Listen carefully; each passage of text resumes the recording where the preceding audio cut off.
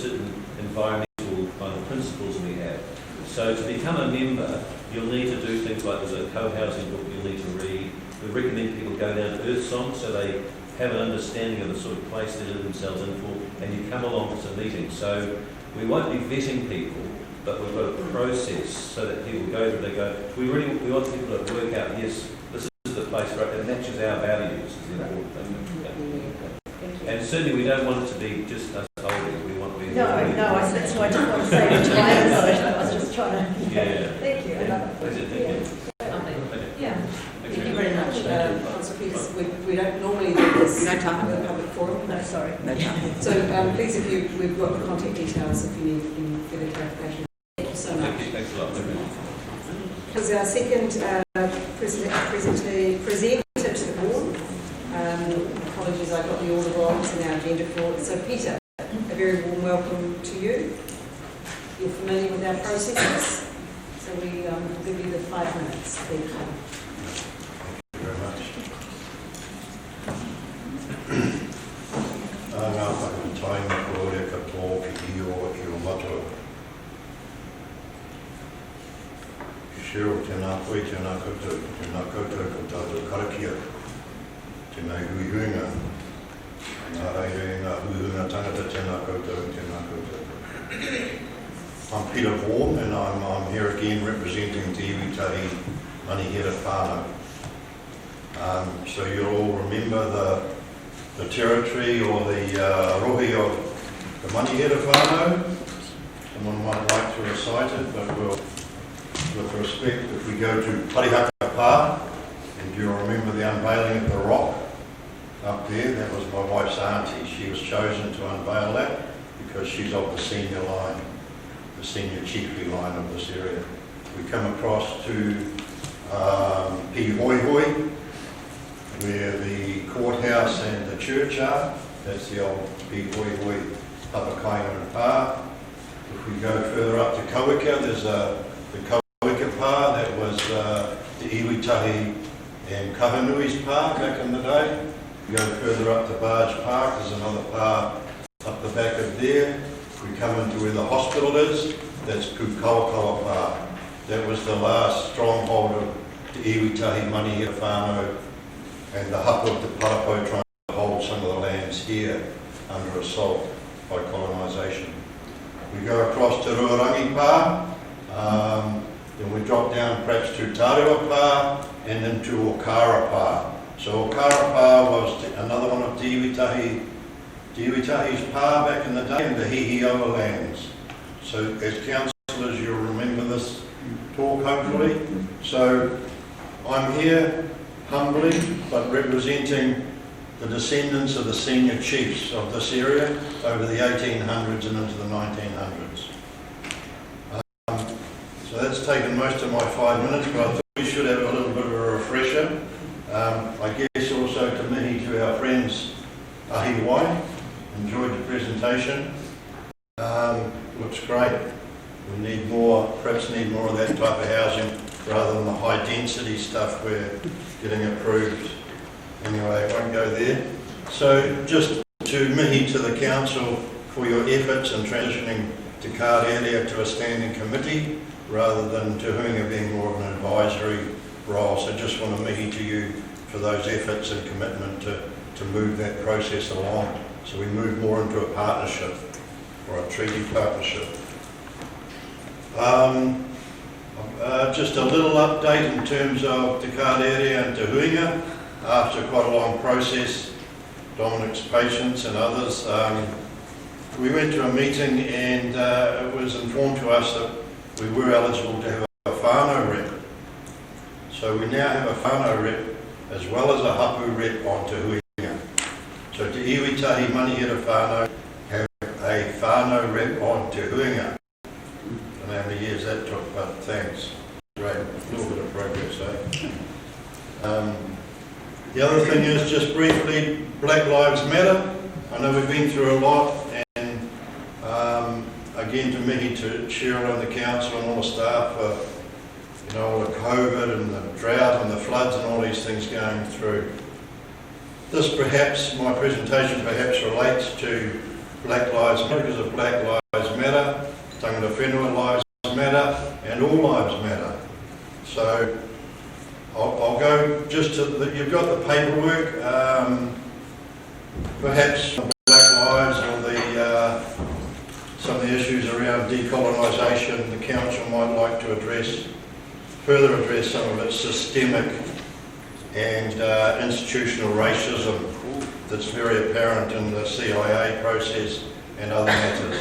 If you want to have a look at a quick example, have a look at the Pūtiki Park Housing New Zealand Corporation application and have a look at the planning report S42A. Have a look at that and see how Māori and how tangata whenua are treated. So just quickly, because you have it in writing, the recommendations around CIAs, cultural impact assessments, that all cultural impact assessments must be supplied by applicants for resource consents at the time they submit their applications. All resource consents are required to have a CIA from tangata whenua. And there's some issues. issues. The time is Sorry? Your time is over. Yes, I appreciate that. So I'll just round off. But you'll see in that document there's a number of other recommendations. One is that Phoenix entities and people that do not evidence their mandate or do not have legal entity are not accepted to CIAs. That there needs to be a fair and business due diligence process, and we're asking the council for our participation and protection of all people in this matter. So there's a couple of others, and then I better sit down. We're also asking the council to look at moving forward on Māori wards and a Māori statutory board, so that all Māori have the right to vote for Māori councillor, for Māori council seats, and that the tangata whenua would have hapu reps on a mandatory board. Peter, I will ask you to stop there. Thank you. You have given us the written submission as well. Thank you very much. Thank you. And councillors, our final speaker in the public forum this morning is Robin Leefring. Welcome, Robin. Thank you. Good morning, Madam Chair and councillors. Thank you for this opportunity. The previous speaker is not going to be happy with what I'm going to be saying this morning, I'm afraid, because I have major concerns about the protection of democracy. And I'm referring to the creation of a standing committee with unelected representatives with delegated authority and voting rights on council business. I call it abuse of power invested in you as councillors, as elected representatives in a democratic process. For me, this is not about Māori. You may well say that I have not grasped the very basis of the move, which is all about Māori. I say this is undermining democracy, which is the very basis of this society, and I have 3 points of focus. 1, the appointment of a standing committee of council to include unelected members of the public. That under council's significance and engagement policy, the council deemed that only hapu in the Whangarei District had interest in this move. The significance of the powers of decision such an appointed committee will have on the district, including financial. In the Local Government Act, the opening statement reads of local government is A, to enable democratic local decision making. Elected members, that's you, are sworn in with a legal process under the Local Government Act to serve to the best of their ability the interests of the whole district, not even the ward who elected them. This then binds you to comply with applicable statutory requirements, code of conduct, etc. I question that including appointed members to a standing committee means these members are not bound by those codes and regulations. Further, I would question the intention of appointed members to serve the interests of the whole district and the ratepayers. Democracy can and does accommodate minority interests, but not at the mercy of the important right to vote. Whangarei District Council has admirably adjusted where gaps have arisen by forming advisory groups, which still leaves the power of decision making with the elected representatives. This move is not democracy and is not in the best interests of the district. That this council believes that the residents of this district are not interested or engaged in such an important break from process that they made this move under the council's significance and engagement policy without informing the public, but deemed that only hapu engagement was necessary, is irresponsible, insulting, and I would dare say arrogant. Section 78 of the Act, community views in relation to decisions the local authority must consider persons likely to have an interest in the matter. In this, I believe the council has failed. Council admirably spends considerable time and money in keeping our district informed through pages taken in local papers, and this, to my knowledge, was never included in those columns. Standing committees, to my knowledge, have only ever been made up of sworn elected members for very good and legal reasons, and to now include appointed members with specific interests undermines the very basis of democracy and legal processes. Under Section 82 of the Act, Principles of Consultations, Part B, D and E, I wish to present Council on this matter, and I thank you for that. That's under that term, part of the Act. I ask that Council pays attention to all my points raised when considering the terms of reference and refrains from giving delegated authority to matters which ratepayers would reasonably expect their elected representatives to make decisions on. Keep in mind that your task is to serve the whole district and all the residents' interests in it with no bias. Each councillor should ask themselves, would the people who elected me expect me to delegate any of my responsibilities to unelected appointed people? Personally, I want to see Maori representatives duly elected and participating in local government processes, equally occupying council seats as any other elected representative. In my opinion, to achieve this should have been part of the Te Karearea vision and action. Finally, I believe that Council should request the Local Government Audit Office to check the legality of any move and to inform the district ratepayers of the process followed and the result of any audit office decision. Thank you. Thank you. I nearly said Councillor Lincoln.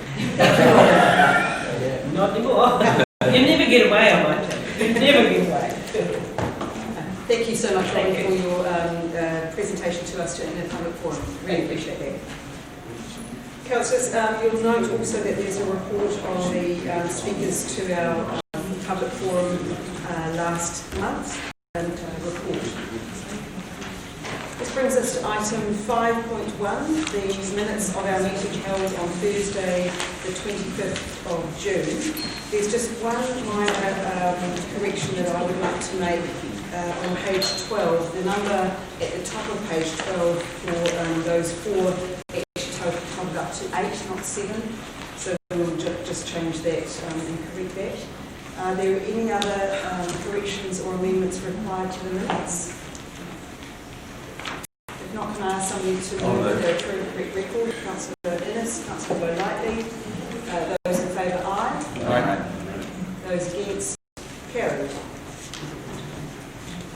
Item 5.2, the minutes of our meeting held on Thursday, the 9th of July. Starting on page 14 of the agenda. Are there any corrections or amendments required to those minutes? Not, can I ask somebody to move that they're a true and correct record of the meeting? Councillor Peters is moving, Councillor Mutton seconding. Those in favour, aye. Against, carried. Item 6.1, request for private development agreement by WFH Properties, the lenders, on page 20 of our agenda. Thank you, Sue.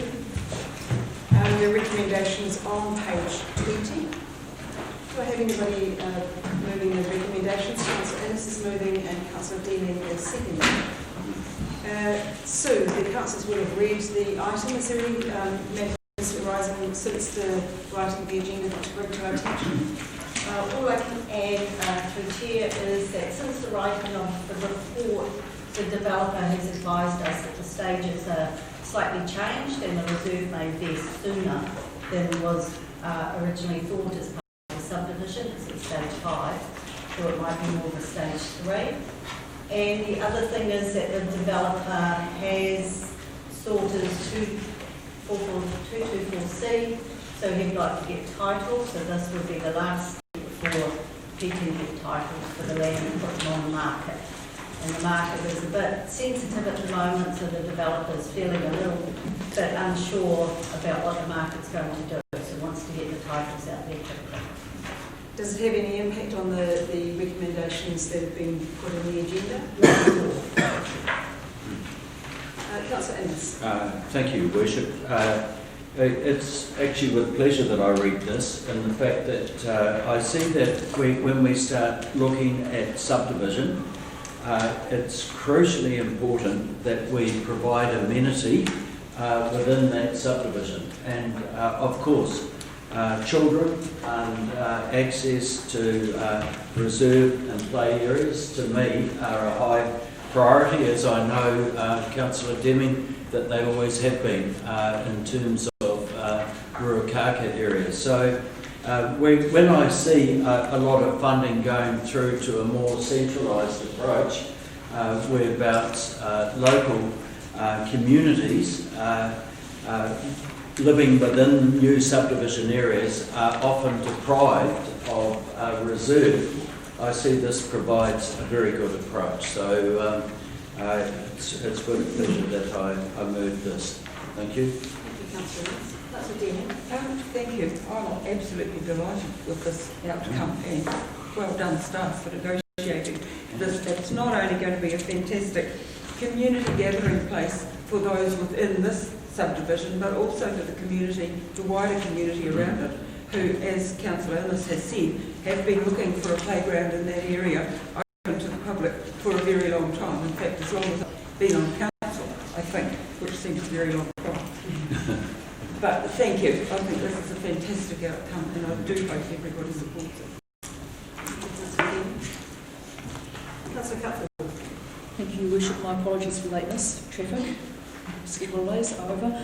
I just wonder with the playground, given that the nature of that area, I assume there's actually, knowing the area as I do at the moment, I assume there's going to be probably older people, retired people there, and I just wonder whether the playground can have some aspects that incorporate things for older people, like the intergenerational type playground. I see a park bench, but I was thinking maybe a little more than that. So perhaps that's something to speak to the developer. Councillor Martin. Yes, well, it's interesting because this is the direction that we've been wanting to go in, have these programs and everything put in.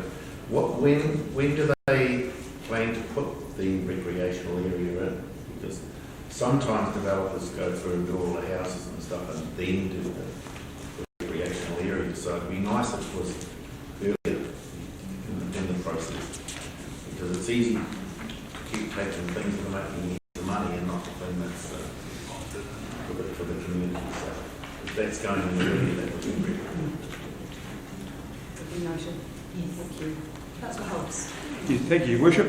First of all, I must congratulate Sue and the Parks team for negotiating this outcome. I just want to remind councillors, particularly, this was not in the original plan. It is brought to this chamber by the board councillors that we had an anomaly there. We did not have recreation space. And from that point, our Parks Department were able to negotiate a pretty good outcome. And the best thing about it is pretty central.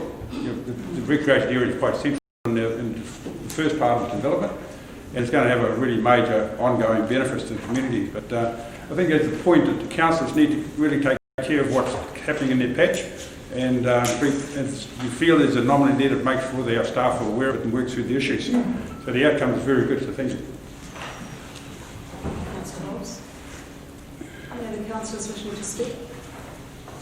I would just like to note that there are protections for our ratepayers within the developer agreement.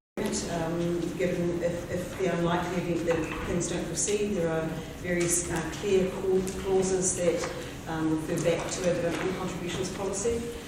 We do have the sole discretion to enter into a private development agreement in accordance with our policy, and I think the benefits, this is, in this situation, our ratepayers are gaining way more benefit than they would otherwise. So I will happily support it as well. Councillor Ennis, did you want to write a reply? No, I'm fine. I will put that motion. Those in favour, aye. Aye. Against? Carried. Thank you, sir. Councillors, we're up to item 6.2 on page 52 of our agenda. I would like to note that the headline for this is slightly corrected this from the previous item. So it should read temporary road closure, Northland Car Club events, September 2020 to January 2021. The recommendations do reflect those dates, so I don't Councillors, we have a recommendation on page 52, and Councillor Paparillo is moving the recommendations. I'll second. Councillor Hollis is seconding. Councillor Paparillo. Well, Madam Chair, these events have been run many times. These events have been run quite successfully every time. I think there's no reason or rationale to turn around and not allow them to happen. They always look after the roads afterwards and before. They're usually courteous and kind to the people who live on the road. So again, it's straightforward. Councillor Paparillo. Any further discussion? Councillor Golan. Your Worship, I was just going to ask, I'm not sure, I know some of our events has had some serious damage. Has any of these roads been damaged during the events that took place at all anymore? Through the chair, I would have to ask the gentleman of infrastructure to respond to that. Simon, did you hear that question around any potential damage or risk to our transport network as a result of the valley? As per normal, we do a survey before rally and after the rally. They do every how the expedition fly. Question, Councillor Golan. Any further comments? Councillor Martin? Well, I've had the good fortune to drive through those roads in the last few days, and there's just the normal washing out, not culverts and stuff, so maintenance will be fixed. Maintenance as soon as I might add. Any further discussion? I will note also, I agree with Councillor Paparillo, the Northern Car Club are very good at the risk management and communication with residents. Did you wish to write a reply? I'll put that motion. Those in favour, aye. Those against? Carried. Item 6.3, the future governance options for the Northland Events Centre. Do I have any councillors declaring any interest in this?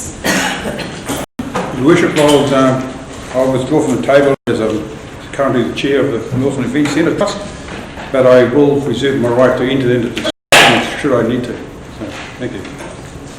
Councillor Hobbs. And yeah, I am a trustee of the Northland Event Centre Trust, even though I haven't been to a meeting yet, but just declared. Councillor Bean. So you're declaring an interest in that? Yes. And we'll also note our staff member, Sandra Boardman, is also a trustee, but there's no, obviously, conflict of interest in our forum because she's not an elected member. And Councillor Paparillo is on the seat. I am. Your Worship, I would like to move one endorses option 1, full trust, as preferred option for future governance and management of the Northern Event Centre, subject to the consent of the Northern Regional Council, and item 2 and 3 as listed there. Do I have a seconder for that recommendation? Councillor Peters. Councillor Paparillo, I'm just checking that staff members, do they have any additional information for us before the taking into account this? No additional information. I would note that for option 1, consent of the Northern Council would be required. Would be required? I think that's included in the recommendation. Did you say would not? Would not be for option 1. It's still nice to ask them anyway.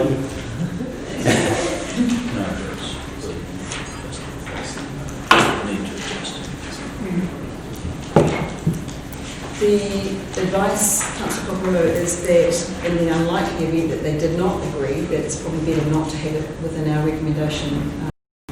Very well. Do you agree with that? Very well, that's fine. So your recommendation will read Without that last sentence. endorses option 1 for the trust as the preferred option for future governance and management of the Northland Event Centre. Full stop. Okay. Thank you, councillors. This is actually probably the third time this has been discussed in a council agenda. And the last time we had a workshop, which majority of us have actually said, well, we think that the full trust was the best option. So it is strange for me to see if I can come to the councillors saying otherwise. We've had workshops with Bruce Robinson. We've had Council Community Development Committee on the 16th talking about 16th of July, talking about the trust, and Councillor Ben and Sandra were both appointed. WDC has sought legal opinion, which states several things. Notably, if an in-house option is to go up, then public notification should be undertaken. The reason why the trust is disbanded should have been outlined in this agenda. So the reason why I'm saying we'll do a full trust is because, again, the councillors have gone through this. We've gone through 3 lots of information, loads of stuff, time, energy, legal fees have all gone into this. It's very, very strange for us to choose a different option at this point in time. There is a lack of integrity to NAU. To enable the new stadium building to be built, Northern Rose forgoes their lease to allow a free site, which is over 20 years, and allows the NRC to place a Northland-wide recreation rate on all ratepayers. So one of the things was, this was a rate which was put on all ratepayers of Northland, not just Whangarei, all.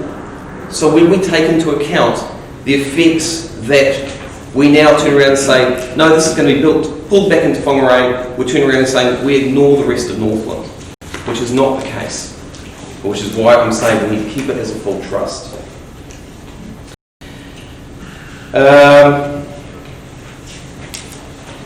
Again, I say this is a regional stadium, hence the name Northland Event Centre. The future depends to be seen as Northland, our region, and attractions that the NECT can bring to us requires support from all of us. Council, there's not much more I can add to this. You've got the documentation in front of you. It's been spelled out that many times to every single one of us. We've gone through it many, many times. So I'm just going, why don't we keep with what we're going through and we've actually made the decision to do? Why change? So right now, I'm suggesting us to do a full trust. Thank you, Councillor Cocorello. I will point out that a full trust is a change from the existing. Councillors, any discussion? Councillor Peters? I support this being a full trust. I believe that there is a better opportunity for that trust to serve the people of Whangarei and attract funding for it. The original building of the trust was from, as Councillor Cocorello said, a general rate of 18 million. And it was given on the condition that it be run as an independent trust. So any change from that is a change from the original intention. I realise that at times the council has been concerned about the running of this facility, but it was funded by the Northern-wide rate. And in the last little while, the trust has run at profit. That's up to, and it was aiming to run at a profit before COVID hit. So I believe that the ability of this facility to serve citizens of Whangarei is improved by it being put into a trust. Councillor Peters? Any further discussion? Councillor Cooper. I believe I support the full trust option. I believe it gives our community the access to the passion of the community to be involved in the stadium. I have faith in the trustees that are there at the moment, but I also believe it gives us the opportunity to leverage the council through the staff member and Sandra that we have on, who I do hold in high regard. So I think it is the best of both worlds. So I will be supporting the trust. Councillor Cooper. Councillor Ennis. Thank you, Worship. I'll be supporting the motion. I probably have a different take on it than what has been said today. I really look at the whole question of governance and management, and I see that having a full trust is try and look at trying to access specialist skills, governance skills in terms of governing a facility like the event centre. I feel the relationship with ATEED in Auckland is going to be critical. I see domestic tourism, I see events, and relationship with Auckland is going to become increasingly important. And although at a staff level there is a relationship with ATEED, I think it's very healthy to have a governance relationship as well. The risk that I see, and having a full trust, of course, there is slightly more risk in the fact that we have to attract those trustees that will provide us with those, what I consider specialist skills. From a staffing perspective, I think a full trust is preferable to a light trust, and within the reports that we've read, there needs to be certainty for staff, so they're not split between council and also the trust itself. So having a full trust will be more autonomous. The challenge that we have, of course, is as a council being able to define the statement of intent. So there are some challenges there, but I think that the potential outcome is far more effective than bringing it in-house. Thank you. Thank you, Councillor Ennis. Councillor Collins.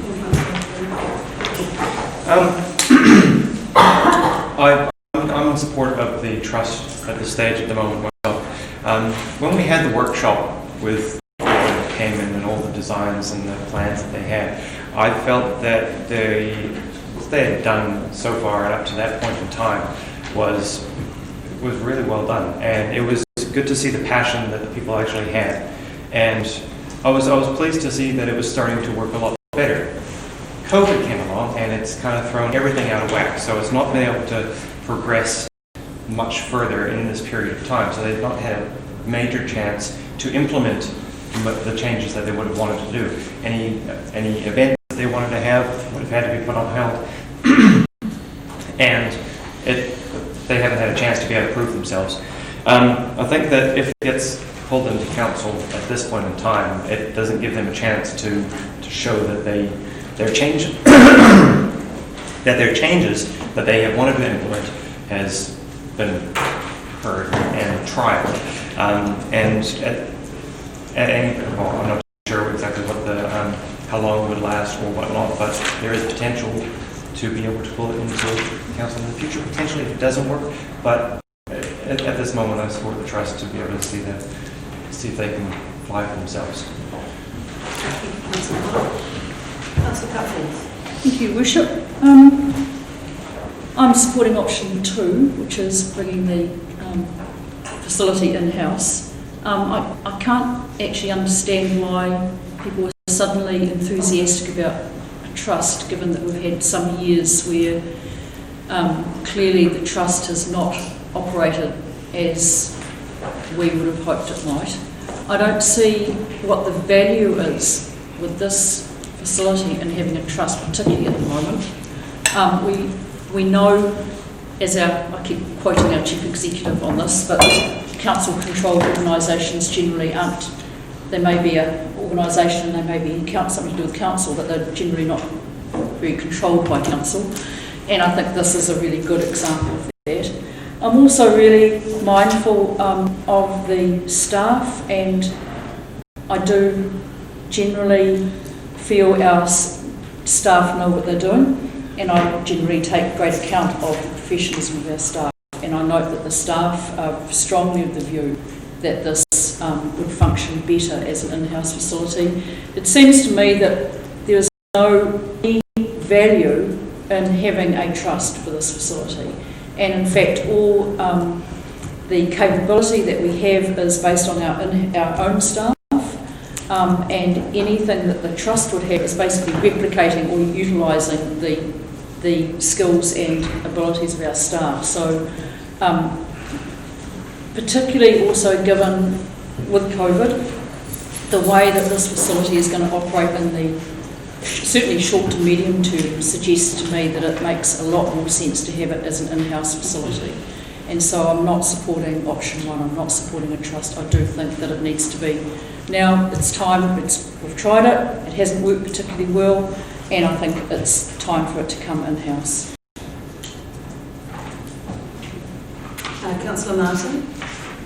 Yes, well, just if I might start with a little bit of history. When the old stadium was there, I was appointed as to chair the group to investigate the new. We went around and looked at various other places and how they were operated, and we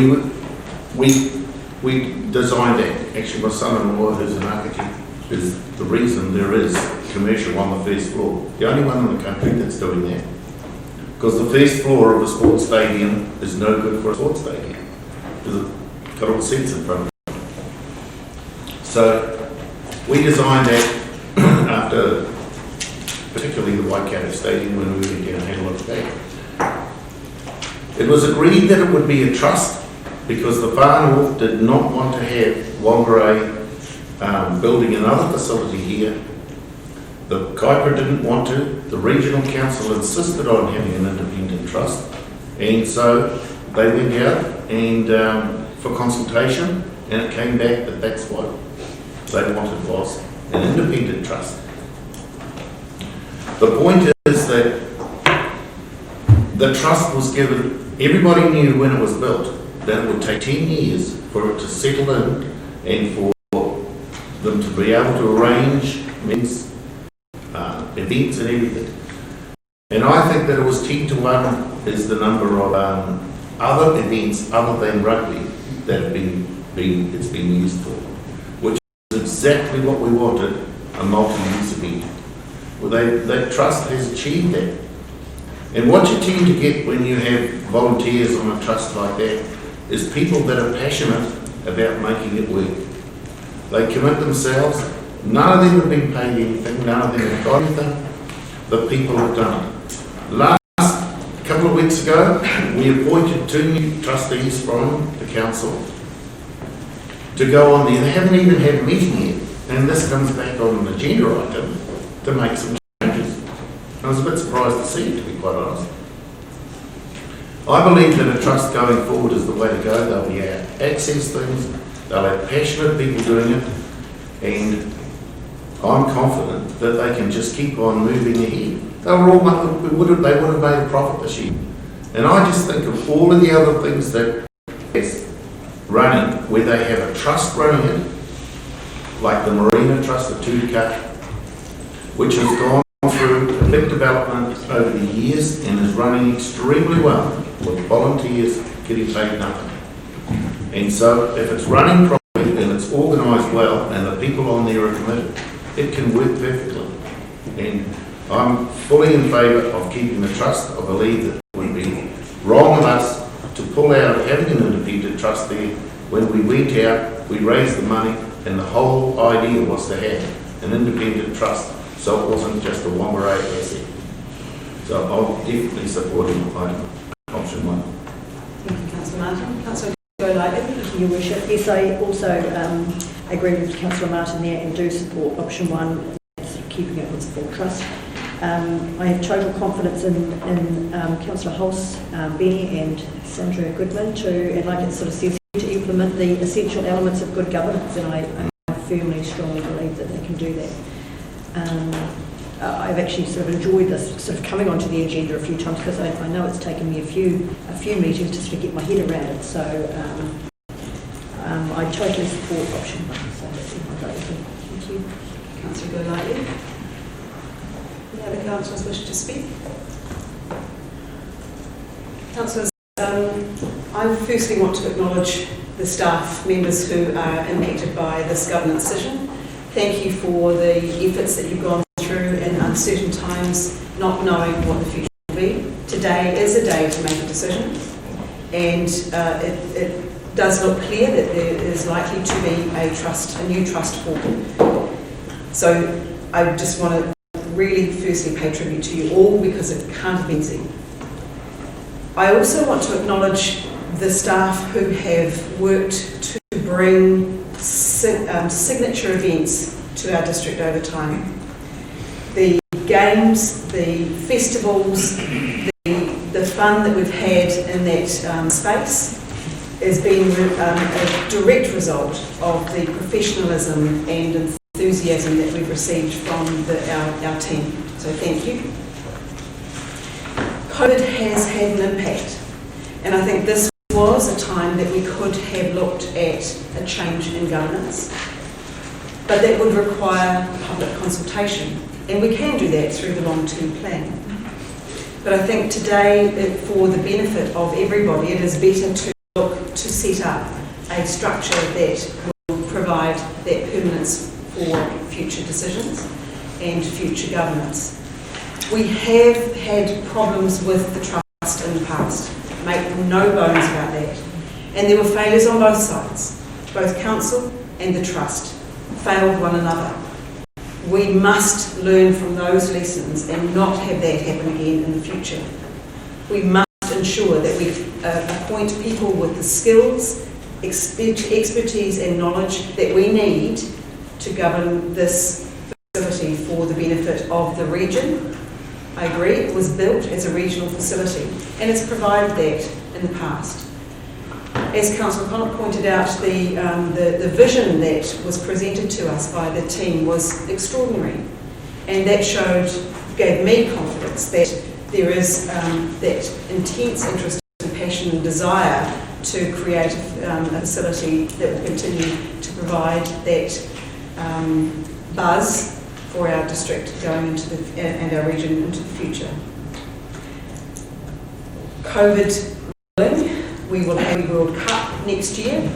We are putting lights in for that facility. That's a legacy that will benefit us going into the future. The turf is being fixed as we speak. And again, these are legacy things that will benefit our people into the future. A full trust is a new trust. It is different. The trustees who are there may not be the trustees who are appointed to a new trust. I need to make that very clear. We do have to go through a legal process of setting up the trust, and we will have learned from those mistakes that we made in the past. Today, the management agreement has expired. We do know that we can continue as we are, but now that we'll go to a full trust, we have a lot of steps to go through. It will cost, but every option has a cost. We would expect the new trust to ensure that their budgets are clear, that the relationship that they have with us as the owning authority is clear. So these are the lessons that we must have learned. So today, because we want some certainty in the future, I will be supporting the recommendation. Any further discussion? Councillor Murphy. Thank you. It's been an interesting process, and I think what I've learned in my first term on council is that the most important thing is that we make a decision. as you explained, the decision has to be made. I actually did support the recommendation given by staff, which was that it went in-house. And that was mainly for the reasons that were outlined on page 61, that our committee, through our workshops, gave clear priority, and I remember Councillor Deeming explaining it really well, that we wanted a multi-purpose community facility for the benefit of the region. And it was so with broader outcomes rather than just that commercial focus. So for me, bringing it in-house at this time, like Councillor Cutforth explained, with the impact of COVID, I think it would give more efficiency and more certainty for staff. So a new trust, like I understand the passion and vision, but I think that at this time, bringing it in-house would have been probably less risky, potentially. Anyway, I think we have to make a decision today, and it seems like the flavour of the room is to go with the full trust. But I just wanted to speak and say that I would have, my preference would have been for option 2 in-house. But I think what gives me confidence is that on page 62 it is explained there. The key thing is that when we write the new statement of intent, we will have to make it clear the expectation that it's not just about commercial benefit, but it's actually about the community benefits as well. So there is an opportunity, like you said, to get the things right that we're working before. Thank you. Thank you, Councillor Murphy. Any other councillors wish to speak? Councillor Deeming. Thank you, and just focusing on Councillor Murphy's words there, since my name was mentioned. On page 62, it says that the trust is more suited where there is a preference to focus on commercial with lesser operational control. I've been struggling to understand exactly why that would be. When council has the opportunity to set the statement of intent, to set out what council prefers to have happen, and I think we were pretty clear on what we expected to have happen in the last briefing that we discussed. So if it wasn't for that, if we didn't have the opportunity to ensure that it was a community facility,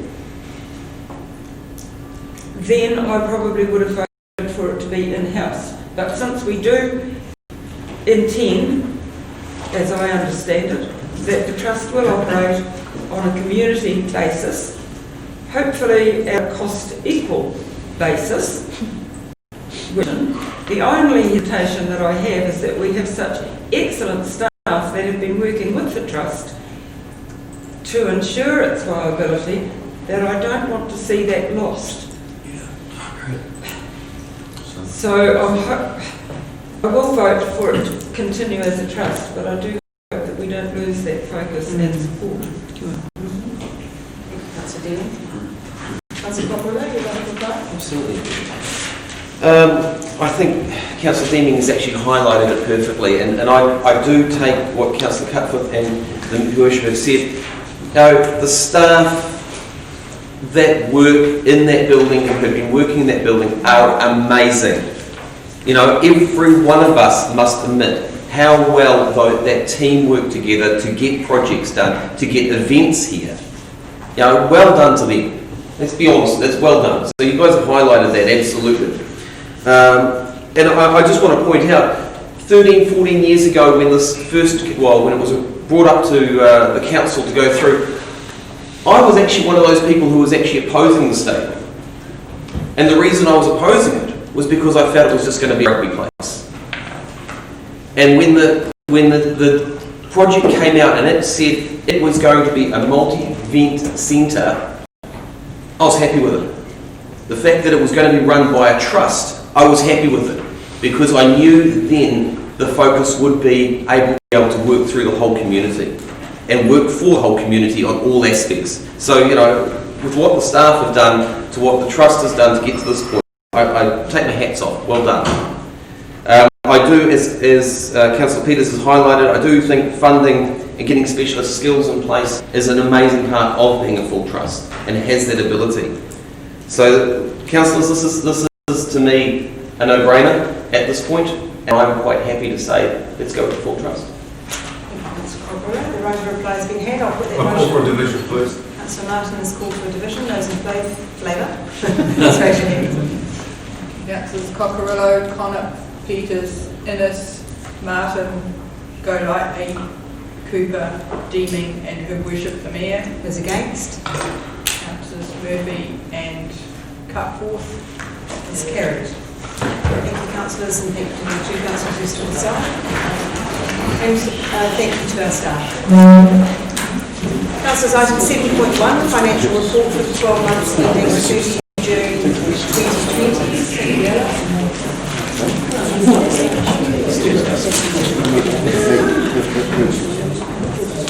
Councillors, Ellen, the staff, councillors will read the report. Is there any additional information since the writing of the report?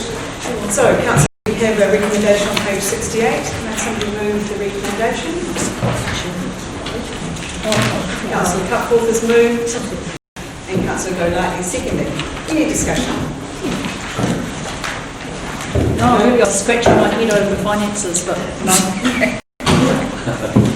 I note with interest that our rate demands have gone out, and just a reminder that one of the responses to COVID that we had was that we have deferred the due date for those payments to September 2020, so giving people an extra amount of time to save up for their rates, and hopefully that doesn't impact too dramatically on our cash flow. Councillor Cockerillo? Here's a question.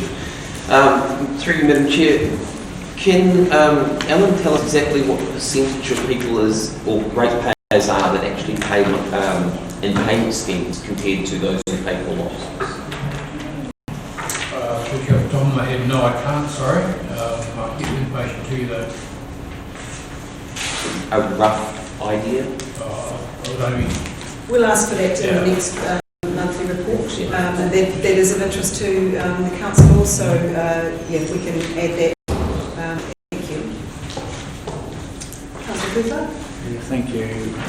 I'm maybe a little bit missed out something when I was away riding my bike down the beach because things did go blurry there for a bit, but I thought, Alan, that we were still, we're yet to award the full contract to build the thing, is that right? We're talking about the Civic Centre? Not yet. Councillor Cooper, we're on item 7.1, page 68. I'm very sorry. I've switched to 7.2. Please hold that thought. Ellen's in the hot seat for that one as well. Any further discussion on the financial report? Councillor Holtz. Yes, thank you, Your Worship. On page 7, we've got our graph about our debt level, etc. I was a bit bemused the other day when we did a Northern Live workshop, and the suggested debt level could be up around at an average 2.7% above our annual income. So I'd like to ask our revenue manager what his thoughts are on something as high as that. 270%. 2.7 times our yearly income. Through the chair, the inflation level is not quite correct. Under the LGFA covenants, the maximum debt to revenue ratio is now 3%. So it's 3 times revenue. 3 times. But that's one of them. There are also other parameters looked at, which is the interest to rates, is a key one as well. So on those basis, as I said previously, council could have a significantly higher debt.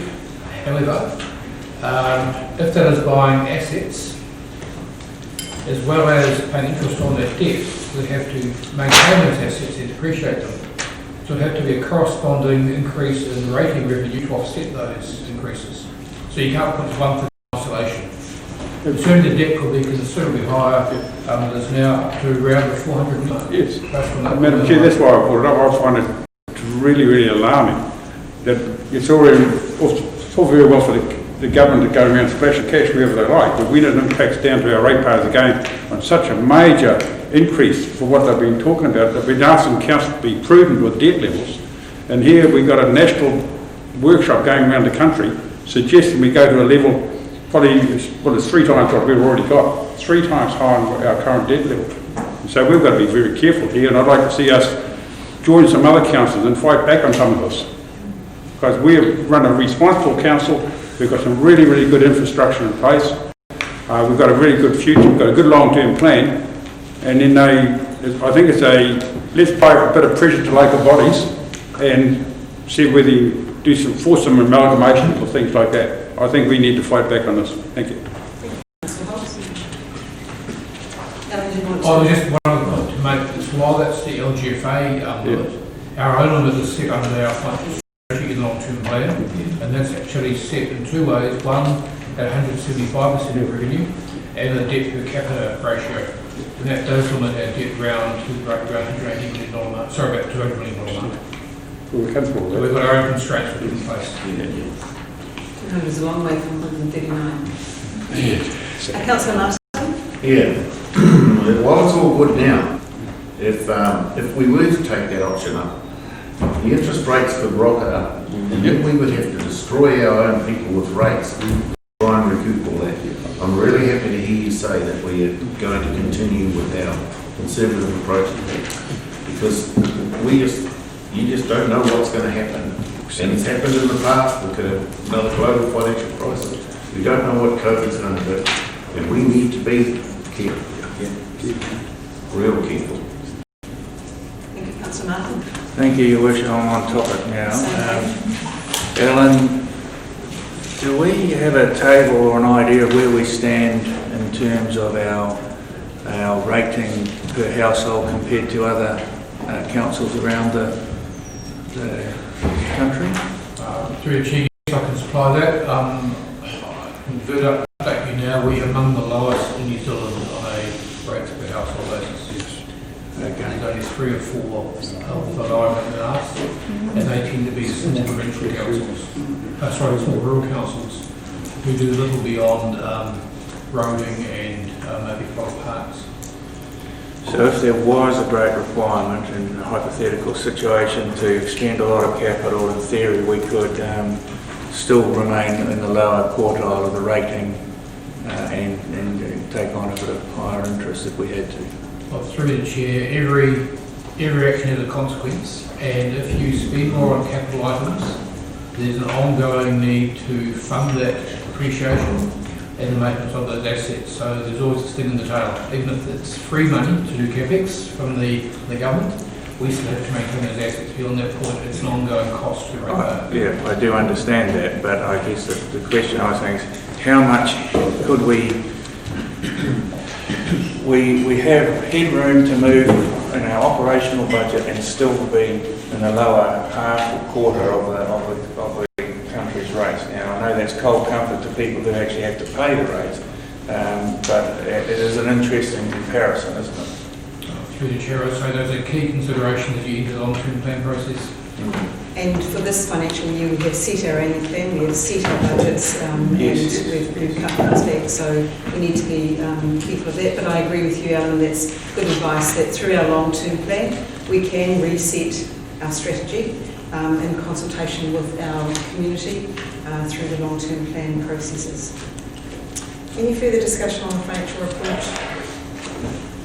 I'll put that motion, those in favour, aye. Against, carried. Item 7.2 on page 72. Nice. Very good. We have a recommendation on page 72 that Council notes the corporate group contracts awarded under Chief Executive and General Manager delegated authority in relation to the design of the Civic Centre. Can I have a mover for that? Councillor Cooper is moving, Councillor Cutforth is seconding. As I've been ahead of the pack before, I should move that, Your Worship. Do I have am I allowed to speak to this?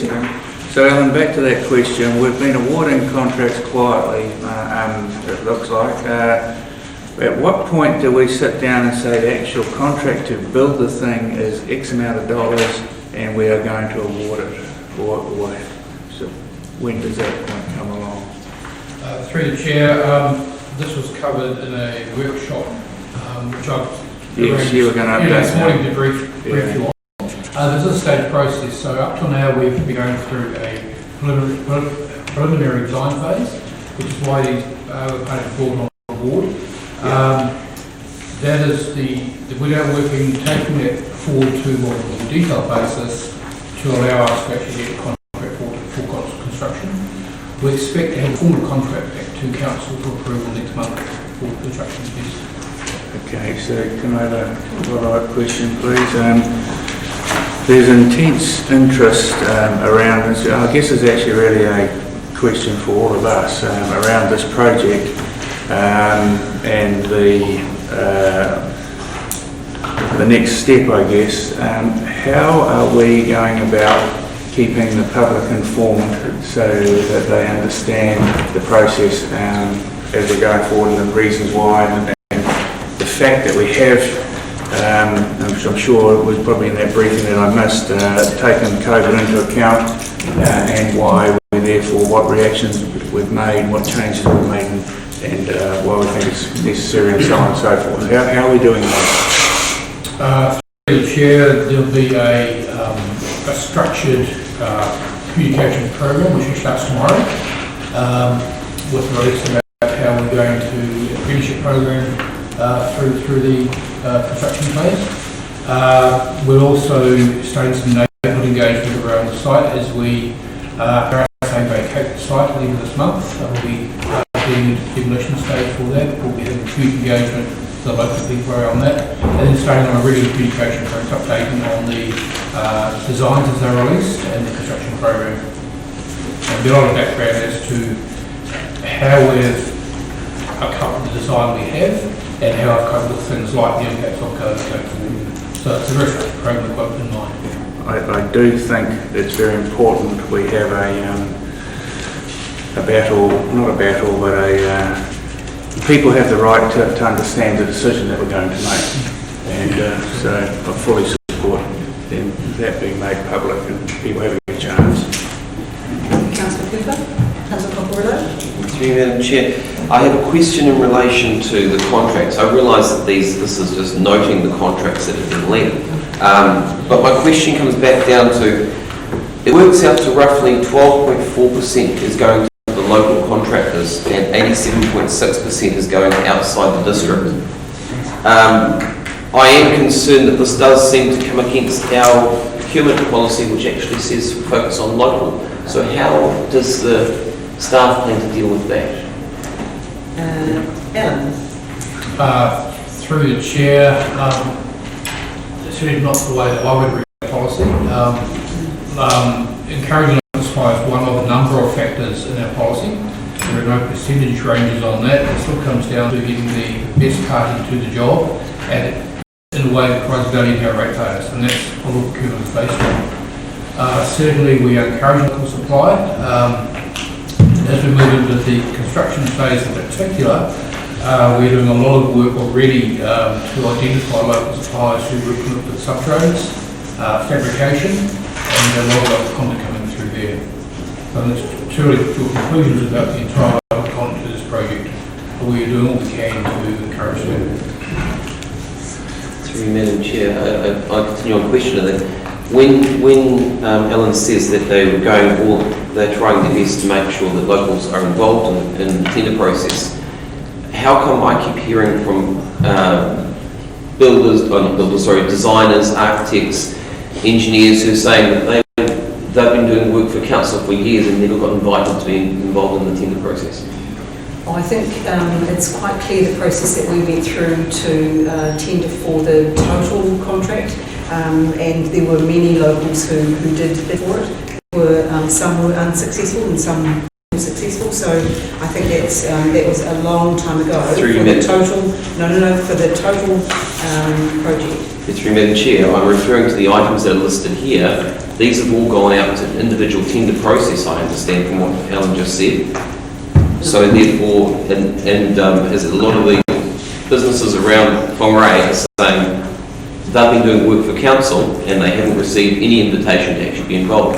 So perhaps you could speak specifically to these contracts. Through the chair, again, the contracts were let under our procurement policy. All by very few cases by variation of the policy under COC approval, which we came through the Audit Committee at the last meeting. Under our policy, there are different tiers where as to how actually it's procured. Below $100,000, it's we can go for a direct placement with one individual. Between 100 and 250, we go to a tender process for 3 parties as a minimum. And this is how this was done. So, for example, in the civil engineering, we actually contacted 4 parties, 2 of which were local and 2 of which were parties who worked consistently with Can-Am, our local supplier on that one. So that was done in accordance with our tender policy. So it's not that we wouldn't go to open market tender, we go to invited parties, which is what we do. Thank you, Alan. Any further discussion? Councillor Holmes? Could I ask who's going to be the project manager of this project? That's the Chair Building Intelligence Group, which was part of the original procurement. And what is their monetary payment? Here.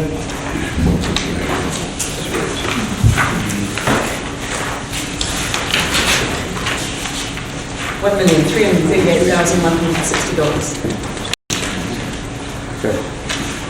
So just following up on that, Your Worship, at the moment, figures on page 89 add up to a bit over $5 million, which is in excess of, it's about 9% of the build cost. We've still got a lot more to do. We still haven't let a contract. We still haven't tendered it out. We still got a long way to go. On a building this size, we should be looking at something under around about 7 or 8% of estimated costs. We were just about up to 10% already, which is on the high end of scale. So it's hard to support something like that when we're going to start off with this high cost scenario. So I'm just signalling now that if you vote for this today, you're voting to build the centre. So you wouldn't spend $5 million and then come back next month and not approve the building. So, you know, it would have been good to have it the other way around. Yes, we're committed to build a civic centre and then put these costs in half. We have done that. Yes. We have absolutely done that. Councillor Murphy. Oh, thank you. I just wanted to make a point, something I learned from Councillor Hobbs, and that's that costs only go up. So it's really good paying money now so that we don't have to pay more later. My cost is excessive cost now. Councillor Cutforth. Thank you, Worship. Just a question for Alan through you, Madam Chair. I know we've tendered for a cultural impact assessment, and I just wondered, should that have shown on this, or is that done in a different way? It hasn't been tendered yet, so it will be shown now. Oh. Did you have another question, Councillor Cooper? Just a question. Please. Thank you very much. Alan, I think you'd be able to answer this one. The last 2 main projects that we've had was, I think, the bridge and the library. Would you, off the top of your head, know what the local content in those 2 projects as a percentage was? Perhaps to give us some idea what we may expect out of this project? No, I don't. The library went to, was bought by Construction, which was a local company. That would have been a reasonable amount from that one. And the West may have a little help. Anyone know? Any of you old councillors, dredge your memory? So what is the question? Councillor Cooper? Councillor Cooper, I'm going to ask that we refer that question offline, and if it is of value to all councillors to understand that, we'll bring that to all councillors. So it's a bit tough to put a curveball question like that in a meeting without... 80% local. 80% local. Well, again, that's an interpretation that somebody might be making, which may not be accurate. So we're going to ask for a comprehensive report. Thank you. Councillor Cooper. What's on the building? Conor. There's really confusion. Thank you very much. With regards to the local suppliers, I'm glad to see that there are local suppliers being looked at in here and considered and all those other things. With regard to all of the suppliers and for what they do, are they all New Zealand companies, or is there any way of knowing that? Do you have the answer to that? Are they all New Zealand companies? All these companies are based in New Zealand, yes. Yeah. So as much as I like to say as well that we're supporting local, we've also got local suppliers that do need to be able to get bigger too. So they do need to look for other places to be able to grow. So as much as we've got only a few on this particular list, 5 on this particular list that are specifically local, most are New Zealand local too. So we are still supporting New Zealand, which is, I've got family all around us that we need to be able to support New Zealand too. So it's not necessarily just us, but we need to be able to embrace and bring things into the place because we can have things grow. And you never know when that we might get another company wanting to move in and set something up in here, and then they will be a local company too. So. Thank you, Councillor Connor. Any further discussion? I'll put that motion. Those in favour, aye. Against? Against, have a report, please. Mr. Holmes wants us to vote against to be recorded. Carried. Item 7.3, CCO audit letters of support, with the recommendation on page 90 that the council notes the draft letters of support for Whangarei Art Museum Trust, Northern Event Centre Trust, Whangarei Quarry Gardens Trust, and Whangarei District Airport. Do I have a move for the recommendation? Councillor Cocorillo is moving, Councillor Benny is seconding. Any discussion? Straightforward as it is. Councillor Cutler. Thank you. I just have a comment, question, whatever. I note that for the Whangarei Art Museum Trust we have a chairman. For the Event Centre Trust we have a chairman. For the District Airport we don't have anything apparently. And for the Quarry Gardens we have Rosie. And I just think perhaps in 2021 we could just have chairs of things. And I'm interested that the only female chair gets, like, is Rosie. And is Beetle. Well, yes and no, you know. So I would ask actually, can we just have people being chair? Consistency, thank you. And my other question is, I guess just on the Art Museum Trust, we're saying, we've made a comment about we may choose to grant further funds, la la la la. That's the only CCO where we've made that comment, and I wondered why we would do that. And my other question or comment, I guess, is just on the Quarry Gardens Trust, which has just been impacted hugely by the flood to the, and I'm waiting on the actual figures, but it'll certainly be $100,000 to $200,000, which will be something that the Trust will find very, very difficult to meet itself, and whether the wording of what we've put here for the Quarry Trust needs to more accurately reflect what we've got for WHAM. Because the wording for WHAM is different, where we're indicating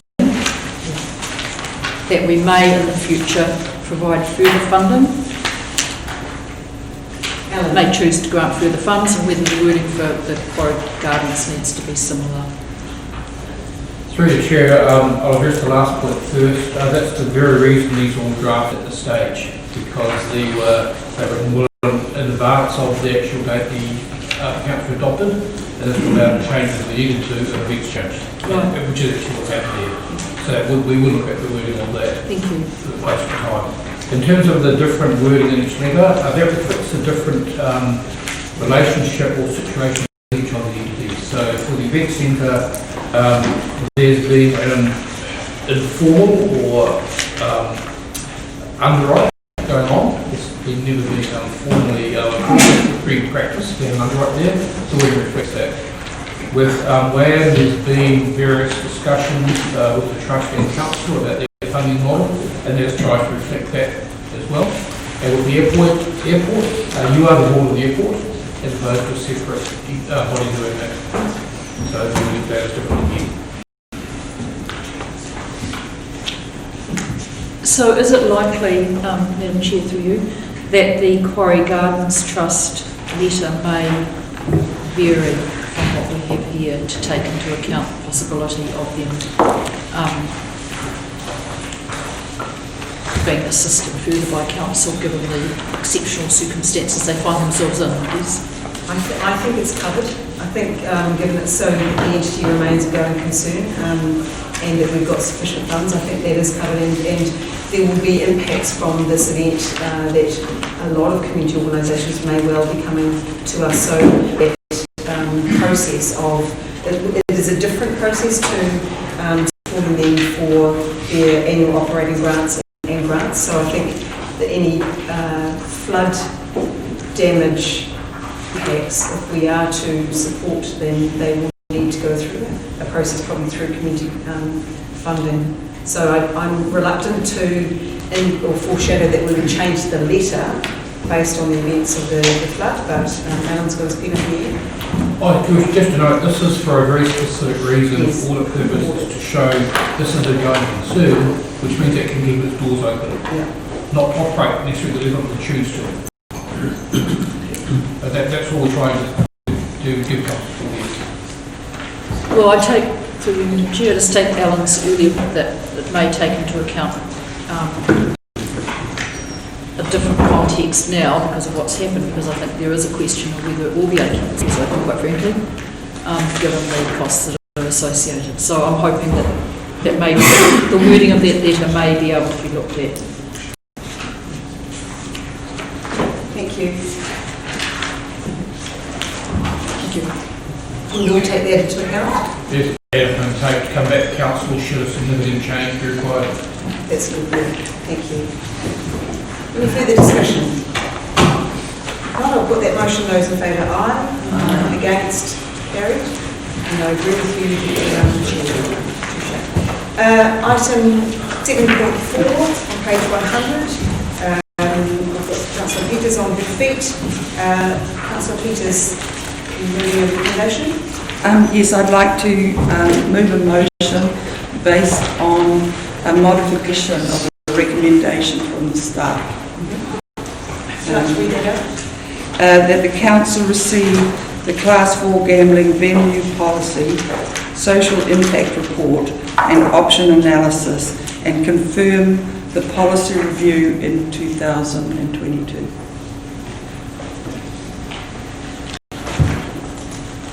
Did you say that council note the Class 4 gambling receive? Receive. Thank you. And do I have a seconder for Yes, I'll second recommendation motion? That's seconded by Councillor Innes. Councillor Peters.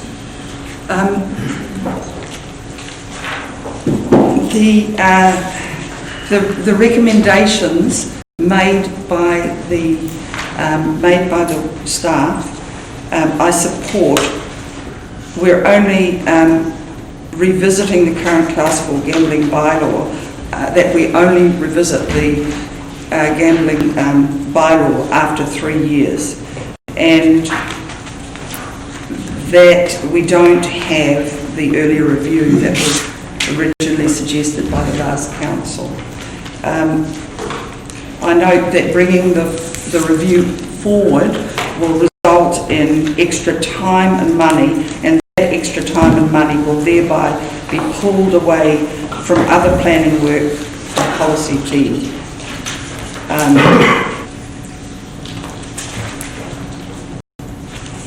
I would like to make some other observations about the policy that we currently have. The purpose of the Gambling Act and the legislative role of the council is to reduce gambling harm. In recent years, there's been an increase in the amount of money spent at venues, and the social impact of that spending at pokies is actually really dire on people that I know. It reduces their ability, in some cases, to feed their families and to pay their rent. So it's actually, we're talking about people whose families are really impacted upon. And in the Whangarei area, it's sad to note that there has been, even though there's been a reduction in gambling sites, there's been an increase in the amount of money spent that money is often spent, and when you look at it, it's in the poorer areas. So those are people that I actually personally know, and I really feel quite passionate about keeping this policy that has been set by previous councils.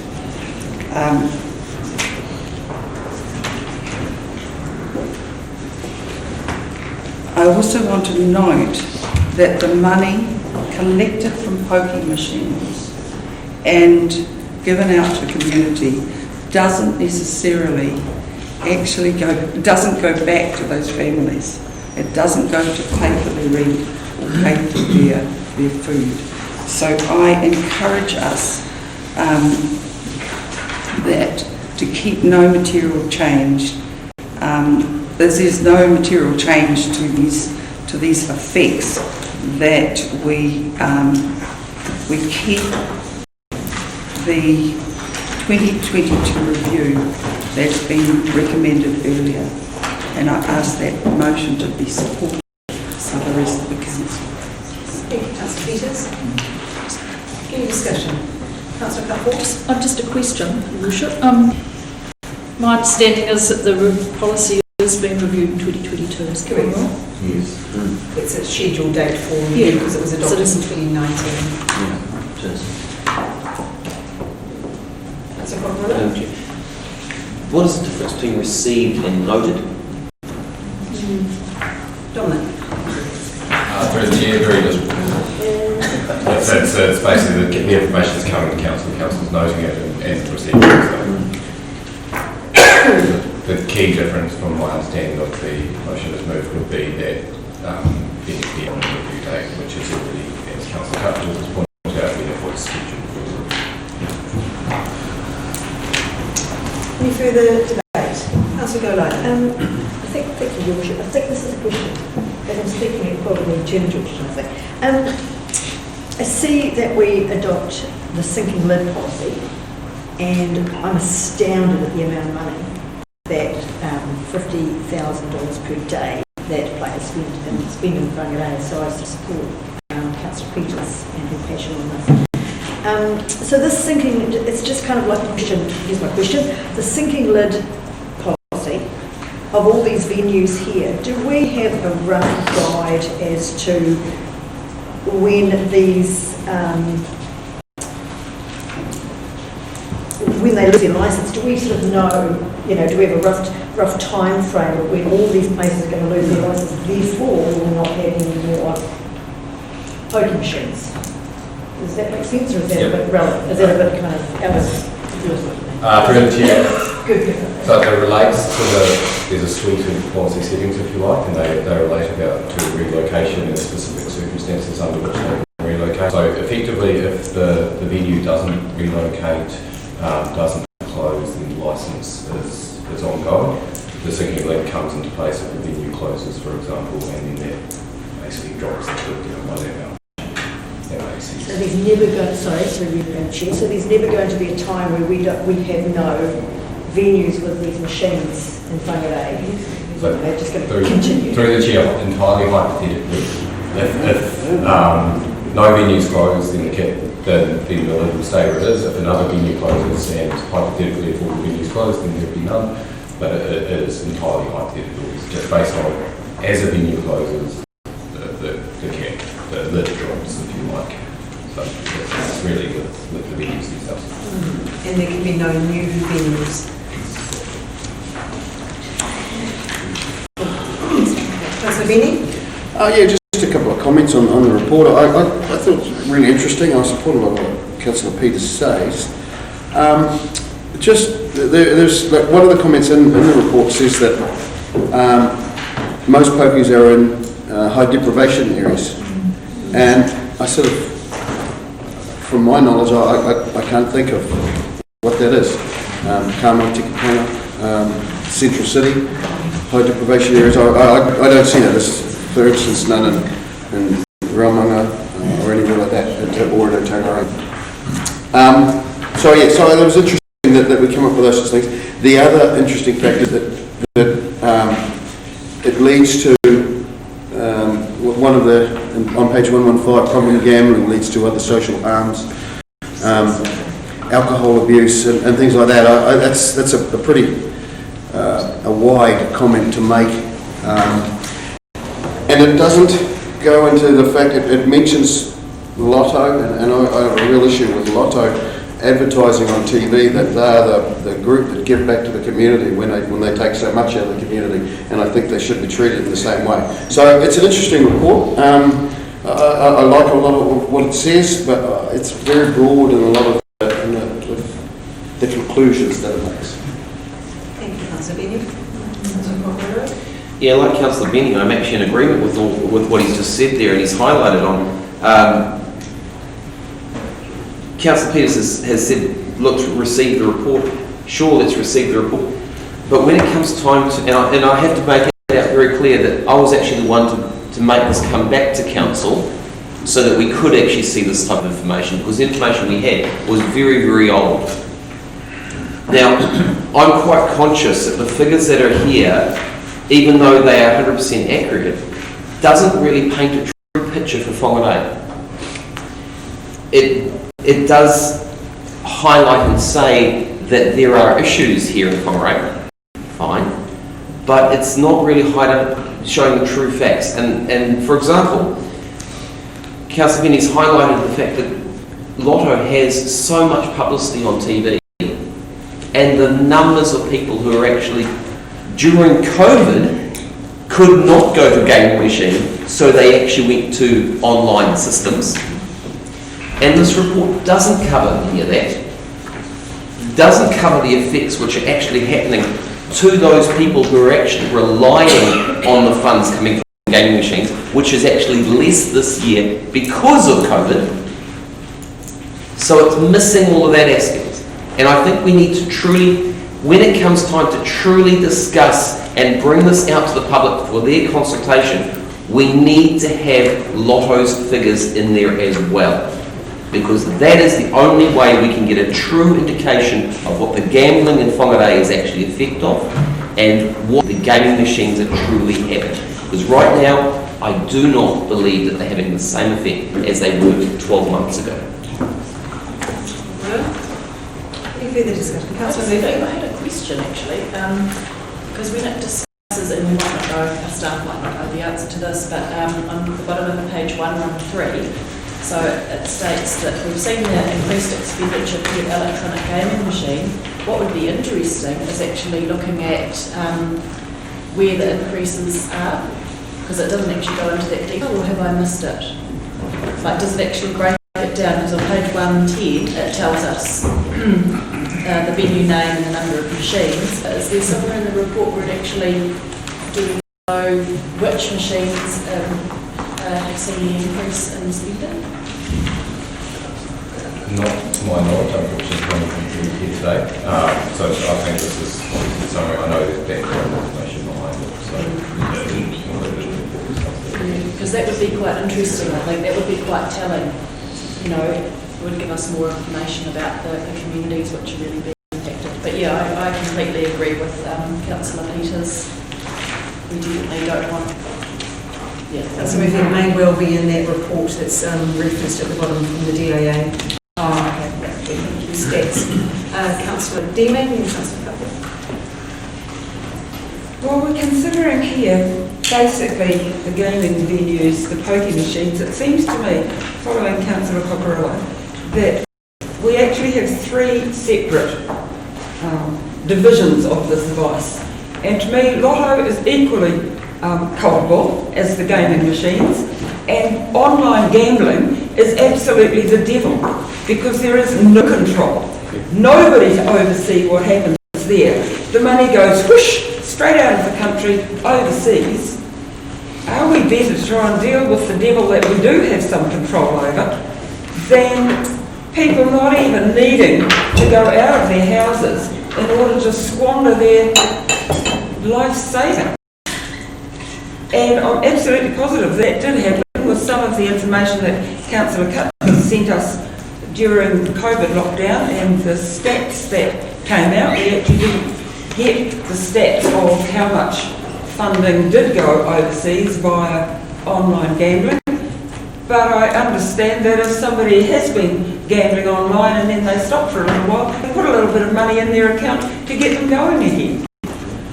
So what control, what oversight, you know, we're still dealing with the same issues that we were dealing with 10 years ago without taking on board, well, Lotto, how do they get to be able to advertise that people spend, and people do, spend hundreds on Lotto tickets, and I'll bet they do this next Saturday night because it's a huge amount, and they don't even have to go anywhere, just buy them online.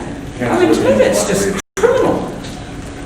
So when you actually have to go out to a venue and you've got staff there overseeing problem gamblers that turn up on a regular basis and do try to help them, as compared with people that just sit in their black cave at home and push pokey buttons, and the money goes overseas and does absolutely no good for anybody.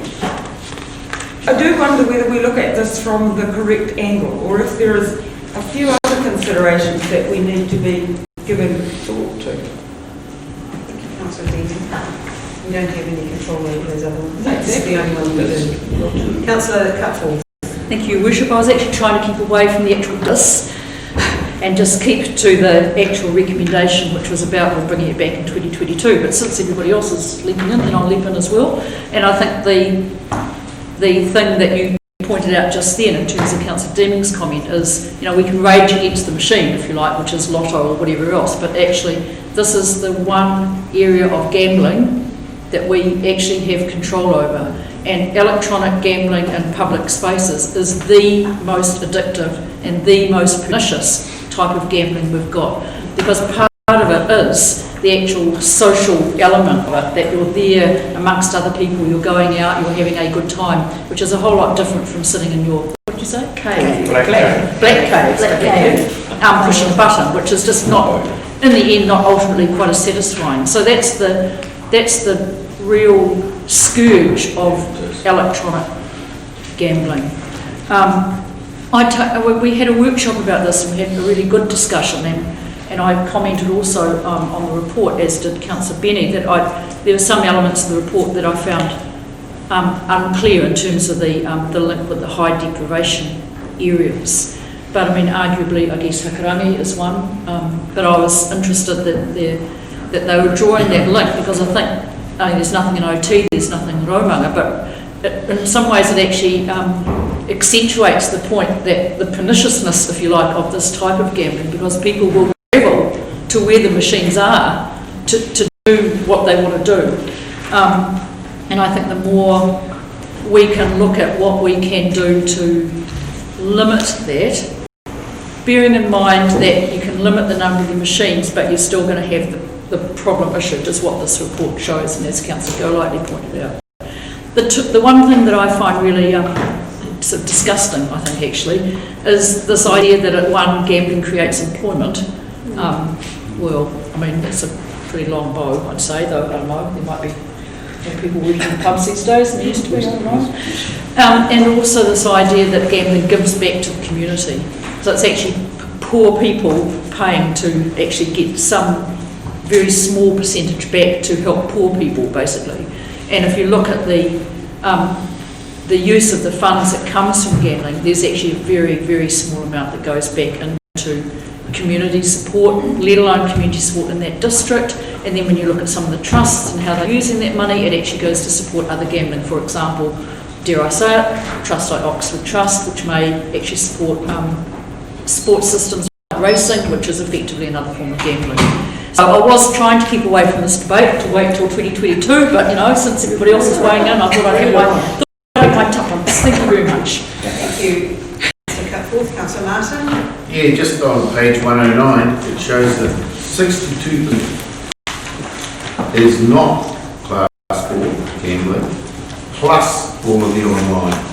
I mean, it doesn't distinguish between any sorts of people, places, or anything like that. So the critical thing is to make sure that the advice is given to the people, because I can bet you that people will continue to give it fun. They always have, and education when we had all the gambling, we had big submissions and people came in, and it was terrific what is happening with it. But how do you fix something which is a very small percent, where they have people watching them, they have lists of people who are problem gamblers, and we have people that are within our community that are very good at monitoring and helping the people who do have an issue. But I don't see how having another review before the due date is going to make any difference. Thank you, Councillor Martin. Here. Any further discussion? Councillor Holmes? Yes, well, there's a pretty good saying around. Good politics is to support what's working. And this gambling policy we set some time ago has addressed a lot of the problems we saw then. We put in place a mechanism to try and disencourage gambling and gambling venues. If you look at page 112, we're doing extremely well in Whangarei because we're under the New Zealand average. We're about 50%, just over 50% of what's in Rotorua, and slightly, and those ones above us, New Plymouth, Dunedin. So our job is to set the direction, which is set quite clearly. A couple of years ago, we're achieving the targets we set there, and it's very, very similar to what the government did with smoke and smoke-free. You know, you set a direction, you put a date, you know, trying to achieve things by, and you just stick to that, and without reacting for every month or every couple of years to a few anomalies. The direction is correct in the first place, you achieve a great deal, and that's what good politics is about, setting strong direction. And so I'm very comfortable where we are. The review is going to come up, and we'll review it when it does come back. Thank you, Councillor Hobbs.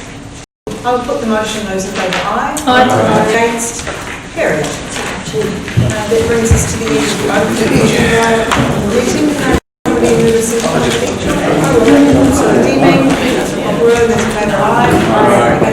Carried. I propose that we have can we make it a 12-minute break? We have to make the 11 minutes. You did.